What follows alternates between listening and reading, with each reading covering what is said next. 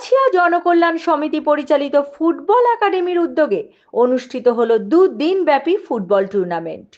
স্বর্গীয় প্রমথ কুমার ভৌমিক স্মৃতি challenge cup নামে সারা বাংলা অনূর্ধ্ব-15 এই ফুটবল টুর্নামেন্টে মোট 16টি দল অংশ নিয়েছিল।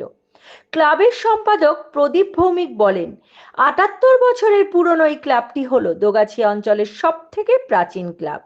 ফুটবল টুর্নামেন্টের ফাইনালে উইনার্স কাপ জিতে নেয় নিমবাগান স্পোর্টিং ক্লাব। রানার্স কাপ পায় নৈহাটির টিম 11।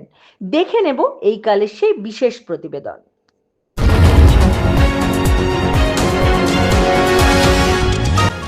আপনারা দেখছেন এইকাল.in, সঙ্গে থাকুন, ভরসা রাখুন।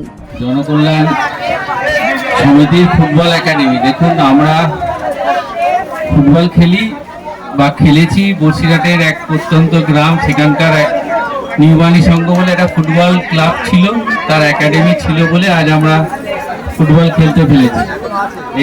আজকে যেটা ভালো লেগেছে যে এই খেলোয়াড়দের উৎসাহ দেখে, বিশেষ করে যে কোচিং সেন্টারে বাচ্চারা আছে এবং যারা ফুটবল খেলেছে তাদের মধ্যে আমার যেটুখানি খেলা দেখে মনে হয়েছে যে গোলকিপার বা যে টিম চ্যাম্পিয়ন হলো সেই টিমের যে স্টপার খেলছিল 3 নম্বর, এরা কিন্তু আগামী দিনে অনেক ভালো জায়গায় বড় লেভেলে খেলার যোগ্যতা আছে, আমার খুব কম সময় দেখেছি। তাহলে এখানে অনেক ট্যালেন্টেড খেলোয়াড় আছে যারা আগামী দিনে আমাদের উত্তর 24 পরগনা, বাংলা তথা ভারতবর্ষের হয়ে ফুটবল খেলতে পারবে ভালো জায়গায়। আপনাদের মনে রাখতে হবে, আর কিছুদিন আগে বাংলা সন্তোষ ট্রফি জিতেছে এবং 7 বছর পরে, এবং সেই সন্তোষ ট্রফি যারা জিতেছে তারা দুদিনের মধ্যে আমাদের রাজ্যের মাননীয় মুখ্যমন্ত্রী তাদের ওয়েস্ট বেঙ্গল পুলিশের চাকরি দিয়েছে। এটা কিন্তু একটা বড় ব্যাপার, যেটা আগামী দিনে ফুটবলারদের উৎসাহিত করবে ফুটবল খেলার জন্য, বাঙালি ছেলেদের বিশেষ করে। কেন এই একটা চাকরির জন্য আমাদের ছেলেদের অনেক সমস্যার মধ্যে পড়তে হয়। পরপর 22 জন খেলোয়াড়কে চাকরি, এবং দাঁড়িয়ে একজনের শুধু নরহরি শেষটা আগে থেকেই চাকরি করত।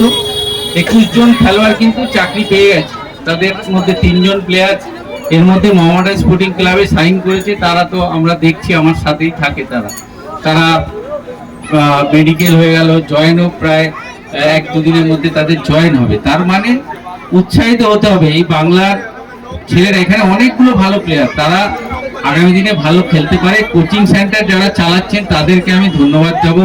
আমাদের সকলের সদ্য প্রাক্তন খেলোয়াড় যিনি কোচিং ক্যাম্পাসের সাথে যুক্ত, যারা কোচেরা আছে তাদের ধন্যবাদ জানাবো যে এখানে অনেকগুলো ভালো খেলোয়াড় আছে, যদি সঠিকভাবে মূল্যায়ন করা হয় এরা আগামী দিনে ভালো লেভেলে খেলবে। আমার তরফ থেকে অনেক অনেক শুভেচ্ছা জানাচ্ছি, ধন্যবাদ। সৃজনের গলায় মেডেল পরিয়ে দিচ্ছে, সুদৃশ্য মেডেল পরিয়ে দিচ্ছেন আমাদের একাডেমির টেকনিক্যাল ডাইরেক্টর পাপাই ভট্টাচার্য মহাশয়। কলকাতা নার্সারি ফালতু মাতৃসংঘ দীপায়ন, আমাদের টিডি পাপাই অসীম,